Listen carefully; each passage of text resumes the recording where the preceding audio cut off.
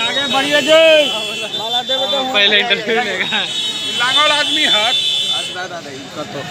जी। 5 ठीक है अरे क्या बात। रुकिए सर।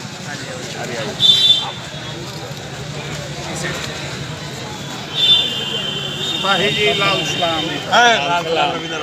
देखिए, इंडिया गठबंधन के तरफ से हमें हरी झंडी हमें आदेश मिला था। तेजस्वी जी ने स्पष्ट कहा था कि आप लोग जाकर के अपनी तैयारी करिए। पार्टी के हमारे जो नेता थे उनको सहमति प्राप्त हुआ था, उसी आधार पर हमने यहाँ नामांकन किया है। इसलिए कोई इस मामले में कोई किंतु परंतु नहीं है। आप लोगों के सवाल करने के पहले ही मैं ये सवाल का जवाब दे दे रहा हूँ कि यहाँ हम समझते हैं कि कोई सवाल नहीं है। पूरे सहमति के साथ इंडिया गठबंधन महागठबंधन के समझौता के तहत ही हमने यहाँ नामांकन किया है।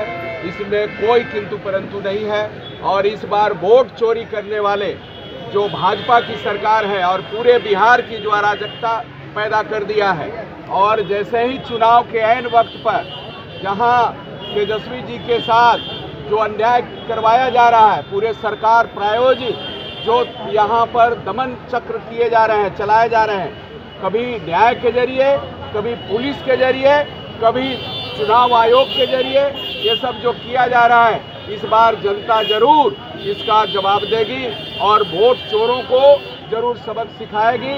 और मैं समझता हूं कि अरवल की जनता पिछले बार जो मगध क्षेत्र से बेहतर प्रदर्शन किया था और बहुत थोड़ा सा के चलते जो इंडिया गठबंधन की सरकार नहीं बनी थी, इस बार वो मौका नहीं मिलेगा।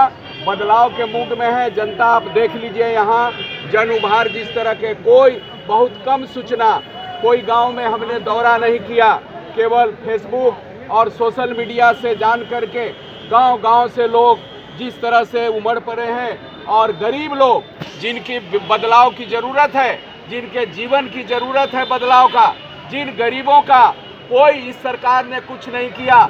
और मैं समझता हूं कि इंडिया गठबंधन की जब सरकार बनेगी तो इन गरीबों के जो उत्थान होंगे और इन गरीबों के समस्या का समाधान होगा। पक्की नौकरी आपने देखा कि 20 साल में केवल इंडिया गठबंधन की सरकार में ही संभव हुआ था।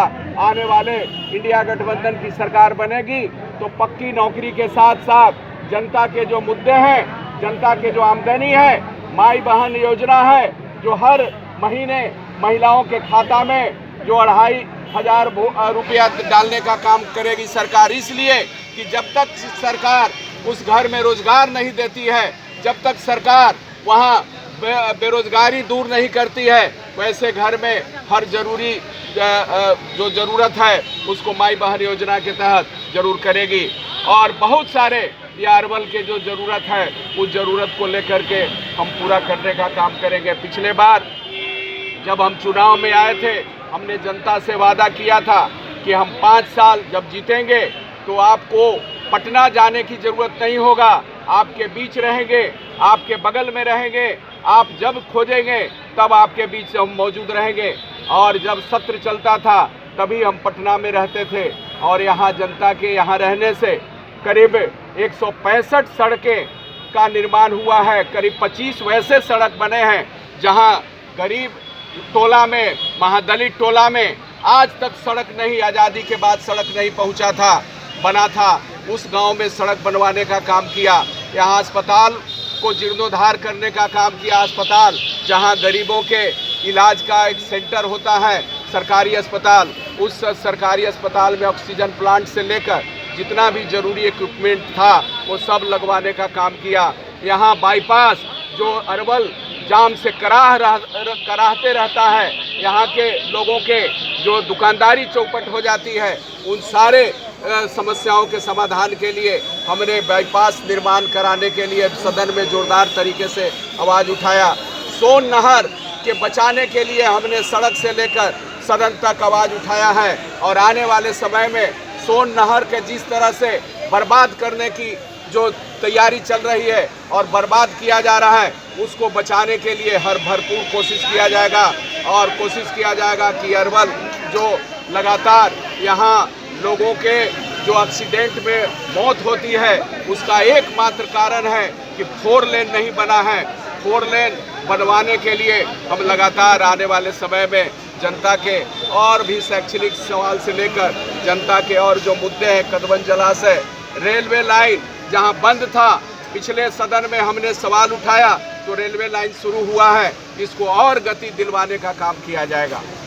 वोट चोर, गद्दी छोड़।